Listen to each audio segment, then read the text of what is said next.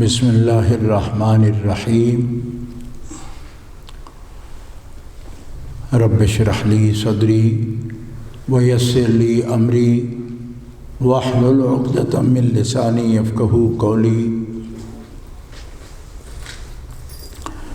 الحمد للہ الذی لا مانع لحکمہ ولا ناقض لقضائہ، والصلاة والسلام علی سید انبیائہ وسند اولیائہ واحبابہ المعارضین لاعدائہ، اما بعد فاعوذ باللہ من الشیطان الرجیم، بسم اللہ الرحمن الرحیم۔ وَلِلَّهِ عَلَى النَّاسِ حِجُّ الْبَيْتِ مَنِ اسْتَطَاعَ إِلَيْهِ سَبِيلًا وَمَنْ كَفَرَ فَإِنَّ اللَّهَ غَنِيٌّ عَنِ الْعَالَمِينَ۔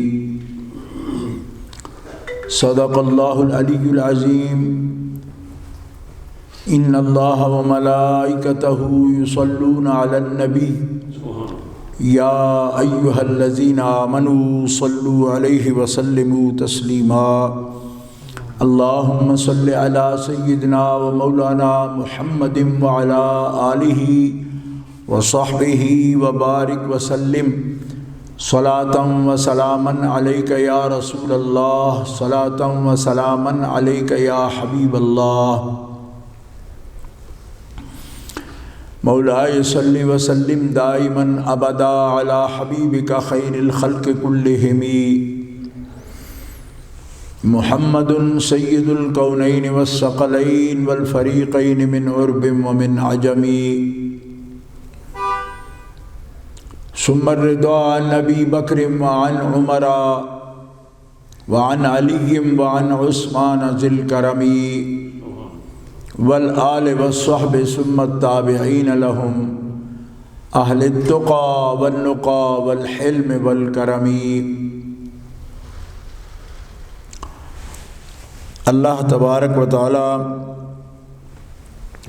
جل جلالہ وعم نوالہ وأعظم شانہ وتم برہانہ کی حمد و ثنا حضور قائد المرسلین سید النبیین سید العالمین امام الاولین والآخرین جناب محمد مصطفیٰ احمد مجتبیٰ صلی اللہ علیہ وآلہ واصحابہ وبارک وسلم کی بارگاہ اقدس میں ہدیہ درود و السلام کے بعد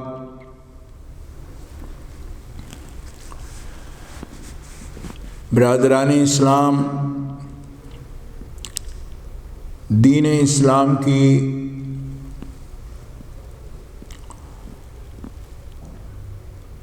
تعلیمات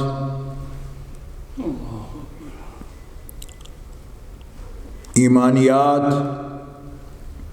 معاملات اور عبادات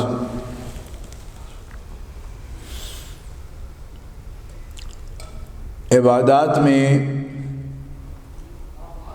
ایسی جامع اور خاص عبادات ہیں کہ انسان کے اخلاق کی اور قلب کی تطہیر اور پاکیزگی کرتی ہیں۔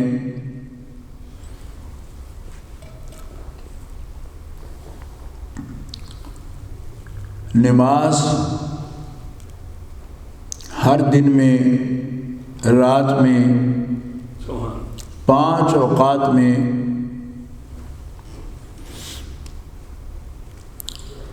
فرض ہے، پورے سال میں رمضان المبارک کے روزے فرض ہیں، پوری زندگی میں ایک دفعہ بیت اللہ شریف کی حاضری فرض ہے،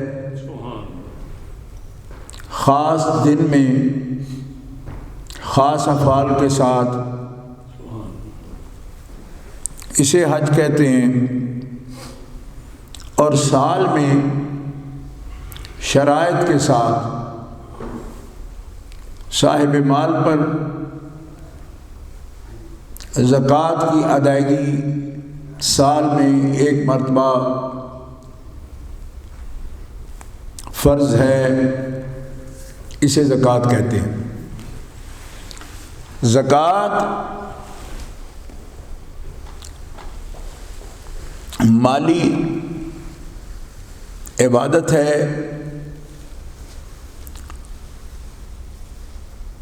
روزہ اور نماز بدنی عبادتیں، اور حج بدنی اور مالی دونوں عبادتیں، دونوں قسم کی اس میں جمع ہیں کہ اس پہ مال بھی خرچ ہوتا ہے، سفر ہے، اور وہاں جتنے دن قیام رہے گا اخراجات ہوں گے، آپ جو جانتے ہیں، اور پھر وہاں پہ حج کے جو ارکان ہیں ان کے اندر بدنی مشقت بھی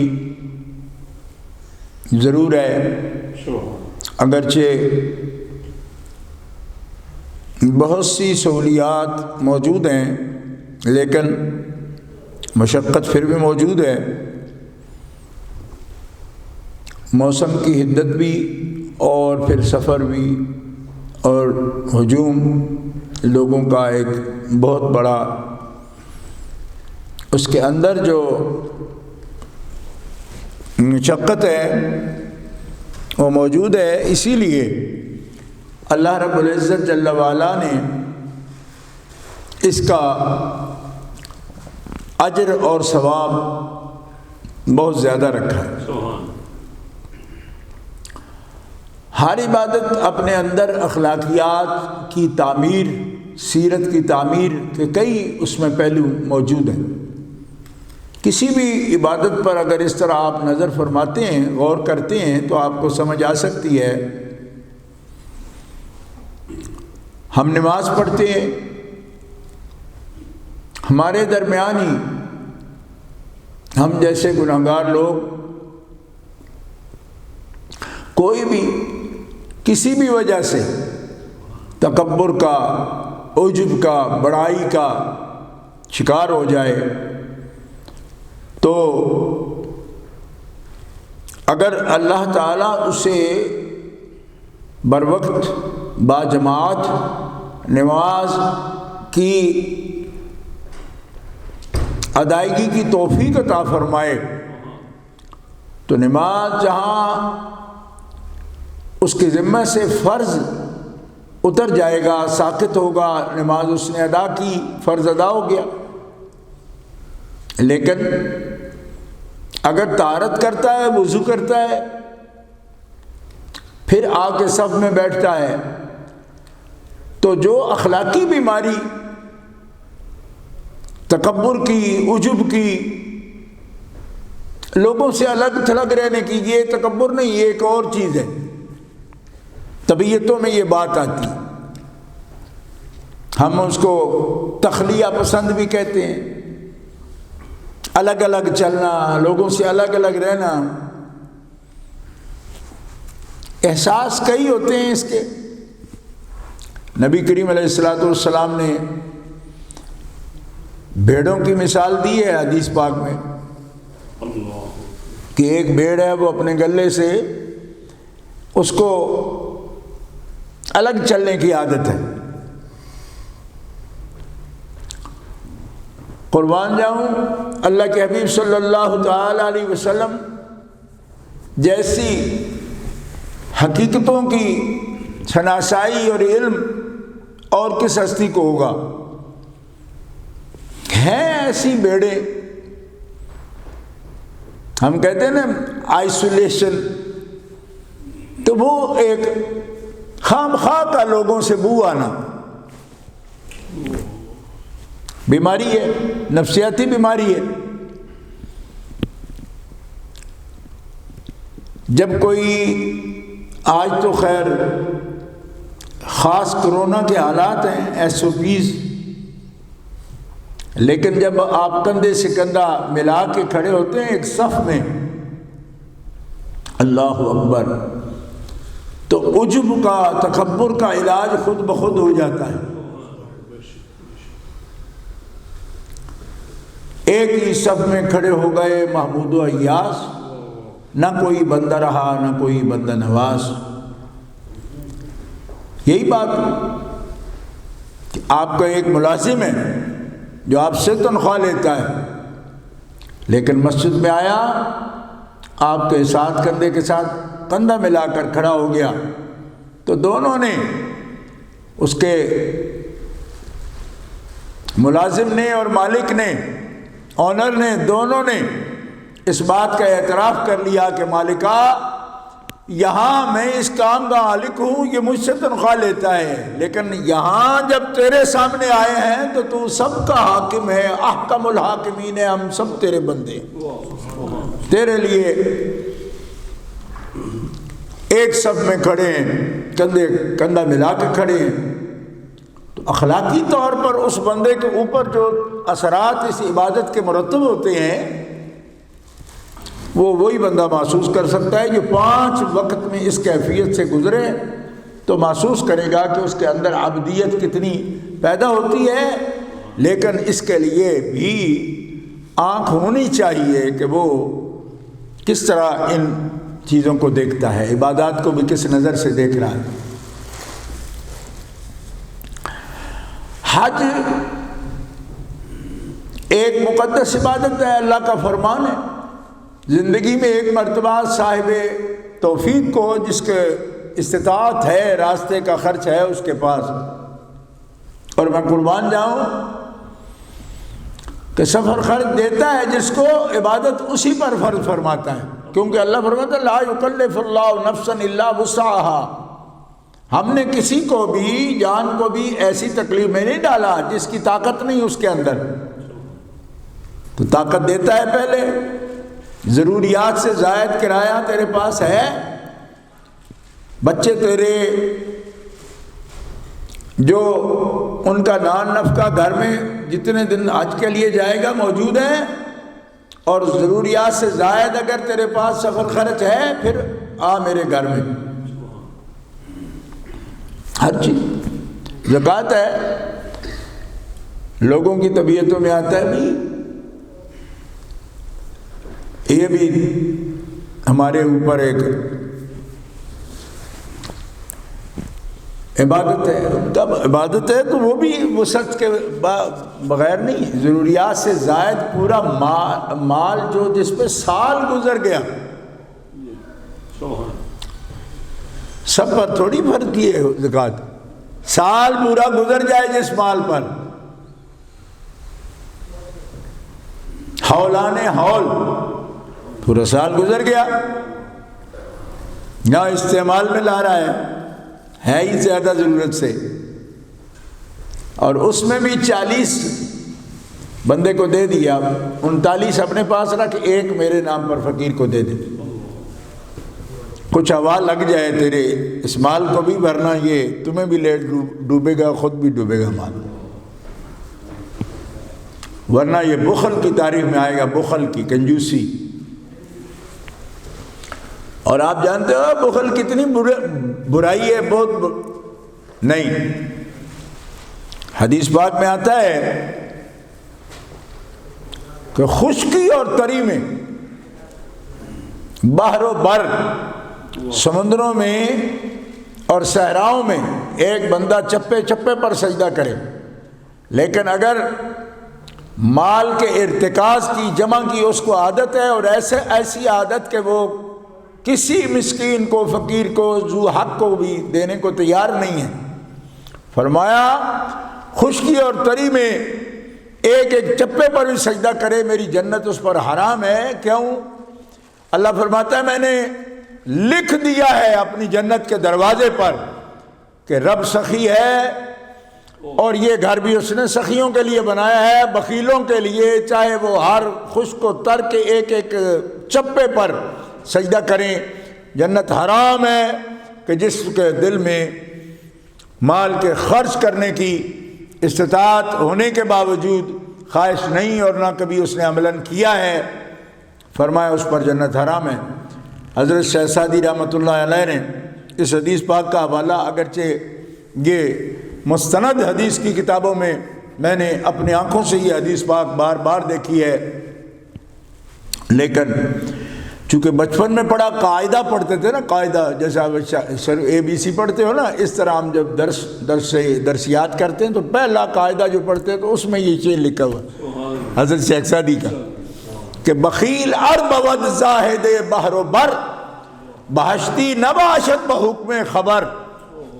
بخیل اگرچہ خشکی اور تری میں سجدہ کرنے والا ہو، لیکن حدیث پاک میں یہ واضح ہے وہ بہشتی نہیں ہوگا، جنتی نہیں ہو سکے گا. کیوں؟ کہ جنتیں رب نے بخیلوں پر حرام کر رکھی. تو اندازہ کیجئے مال زکوٰۃ کو بھی جو شخص اپنے لیے بوجھ سمجھتا ہو، اس کو غور ہو کہ 39 روپے تو تیرے پاس چھوڑ دیے ہیں، ایک ہی مانگا نا، جس کے پاس 40 نہیں ہے اس سے تو کہا ہی نہیں، آرڈر ہی نہیں دیا، تو تنگی کس بات کی؟ اللہ اکبر. اس لیے طبیعتیں ہماری جو ہے نا فطری طور پر ان میں کجی آتی ہے، ہر عبادت اس کجی کو دور کرتی ہے. نفس کے جو کودے ہیں، تکلیفیں ہیں، اخلاقیات میں کمی ہے، اس کو ہر عبادت جو ہے منقع کرتی ہے، صاف کرتی ہے، پاک کرتی ہے.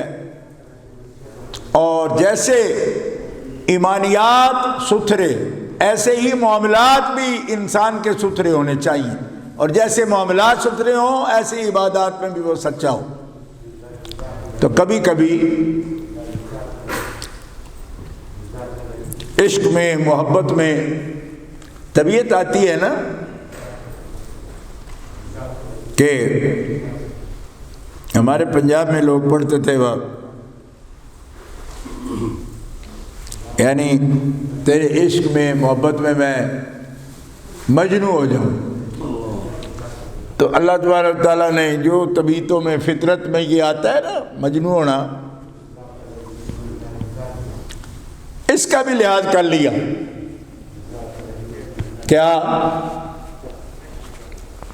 کہ 3 پیس پہننے والا سلوٹ بھی نہیں پڑنے دیتا، سیدھا چلو سارا دن تاکہ کریز ٹوٹ نہ جائے. فرمایا اس کو ہوٹل میں رکھ، اپنی رہائش میں رکھ، صرف 2 کپڑے پہن، کوئی ٹائی نہیں لانی، کوئی واسکٹ نہیں پہنی، کوئی کچھ نہیں، سر بھی ننگا رکھ، سر پہ نہ لے. اللہ اکبر. کوئی زری خصہ نہیں،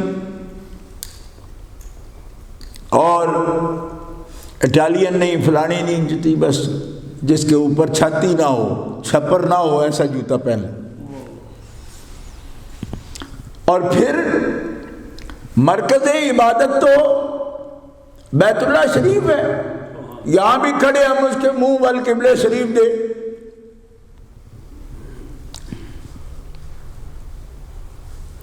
یہاں بھی کہتے ہیں موجہ الی الکعبہ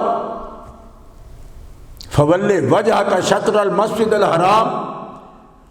اور جب ساری دنیا سے لوگ آئیں مسجد حرام کے اندر، فرمایا محبت میں کہتے ہیں نا گریبان چاک ہوتا ہے، فرمایا نا یہاں وہ محبت کرو گریبان ہو گئی نہیں، 2 کپڑے یہ پہنو، چادریں 2، گریبان ہی نہیں، چاک کرنے کا مطلب نہیں، چاک تو کرو گے جو گریبان ہوگا۔ تو عبادت کا مرکز ساری دنیا چل کے بیت اللہ شریف کو آئے، فرمایا نہیں، بیت اللہ کو چھوڑو، عرفات کی طرف جاؤ، مینا کی طرف جاؤ، مسافر ہو جاؤ۔ بیت اللہ تو سب سے بڑا شہر ہے بھائی، مکہ، یہ تو اول بیت وضع للناس للذی بمکہ، مکہ میں پہلا گھر ہے جو روئے زمین پر پہلا بنا ہے۔ بلکہ کہتے ہیں کہ زمین کی جو آفرینش ہوئی، تخلیق ہوئی، تو اس تخلیق کا پہلا جو نشان ہے، اس پہلا نشان ہی بیت اللہ شریف کا نشان ہے۔ تو یہاں تمدن ہے، شہر ہے، چھوڑ دو، باہر نکل جاؤ۔ جنگلوں میں جانا، خاک چھاننا، اسی کو کہتے ہیں نا، خاک چھانو۔ کیوں کہ مجازی محبوب کے لیے یوں ہی گلیوں میں دیوانہ وار پھرنا یہ نہیں، یہ حقیقی محبوب کے حکم پر جنگلوں میں جاؤ، لبیک لبیک کی صدائیں دیتے پھرو، اور لباس بھی ایسا پہنو اور ایک رنگ کا پہنو، کوئی رنگ، کوئی نسل، کوئی زبان، کوئی چیز تمہارے لیے رکاوٹ نہ ہو، سب زبانیں چھوڑ کر اپنے مالک کی حضوری کا نعرہ لگاتے ہوئے جنگل میں جاؤ۔ حج کو باہر رکھ دیا۔ آپ پتہ ہے وقوف عرفہ میں اکثر عرض کرتا رہتا ہوں، حج کے بہت بنیادی ارکان میں سے وقوف عرفہ ہے۔ عرفہ میں ٹھہرنا، نماز اس کا وقوف عرفہ کا رکن نہیں ہے، وقوف عرفہ کا یہ حج کا رکن ہے، صرف ٹھہرنا۔ نماز تو وہ فرض ہے ہر روز کی جو آتی ہے تو وہاں ادا کرتے ہیں، اس سے حج کے ساتھ تعلق نہیں ہے، نماز مستقل عبادت ہے۔ عرفہ میں وقوف آپ پڑھتے ہوں گے، وقوف جب بھی کسی کتاب میں پڑھتے ہو یا علماء سن تو وقوف کہتے ہیں نا، تو وقوف کس کو کہتے ہیں؟ ٹھہرنے کو، سٹاپ، ٹھہرنا۔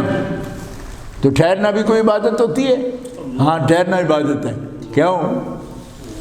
جب کہے چل پڑو تو چلنا عبادت، اور جب کہے ٹھہر جاؤ تو ٹھہرنا عبادت۔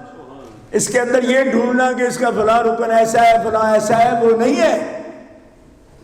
اللہ کا حکم ہے ٹھہر جاؤ، تو ٹھہرنا عبادت ہے۔ عرفہ میں، مینا میں، مزدلفہ میں یہ سفر ہے، باہر کا سفر ہے۔ اب بھی یعنی بہت تبدیلی اور بڑا تعمیرات ہو گئی، لیکن اب بھی آپ جانتے ہیں عرفات میں، مینا میں، مزدلفہ میں تعمیرات نہیں ہیں، خیمے لگتے ہیں۔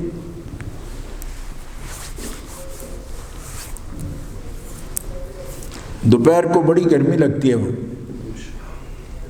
سخت گرمی ہوتے ہیں، لوگوں نے انتظام کر رکھے ہیں، اب تو ایئر کنڈیشن بھی لگاتے ہیں، مگر ایئر کنڈیشن بھی وہاں بناتے کچھ نہیں، تپش ہوتی ہے۔ اللہ اکبر۔ اور اللہ کے بندے اس میں خوش ہوتے ہیں۔ کیوں؟ فرماتے ہیں جتنی مشقتیں ہوں گی نفس کی دھلائی ہوگی اور تعمیر اخلاق ہوگی، اجتماعیت پیدا ہوگی، اور بندہ اللہ کے رنگ میں رنگے گا۔ یہ ایک فطری جذبہ ہے، اس فطری کی جذبے کو بھی اللہ نے حج کی صورت میں، عبادت کے صورت میں بندوں پر فرض فرما دیا ہے۔ کسی نہ کسی اخلاقی ذمیمہ بیماری اس کا علاج ہوتا ہے، ہر عبادت کے ساتھ متعلق۔ حج کا اجتماع صحیح معنوں میں انٹرنیشنل اجتماع ہوتا ہے، اور آفاق کا دین، آفاقی دین، اس کا تصور پیش ہوتا ہے. کوئی رنگ، کوئی نسل، کوئی نہیں. آپ جانتے ہیں افریقہ سے لے کر پوری دنیا تک ہر رنگ، ہر نسل کا بندہ وہاں موجود ہوتا ہے. ان الدین عند اللہ الاسلام، اس کا عملی مظہر ہوتا ہے. اللہ تعالی جل شانہ وعز اسمہ ہمیں معاملات میں، عبادات میں، ایمانیات میں خود کو پورا پورا دین کے سپرد کرنے کی توفیق عطا فرمائے کہ مالک کا حکم ہے یا ایھا الذین آمنوا ادخلوا فی السلم کافۃ ولا تتبعوا خطوات الشیطان، پورے اسلام میں داخل ہو جاؤ اور شیطان کی پیروی نہ کرو بلکہ اللہ کے حکم کی اطاعت کرو اور محمد رسول اللہ نے جیسے دین پیش کیا ان کی اتباع کرو.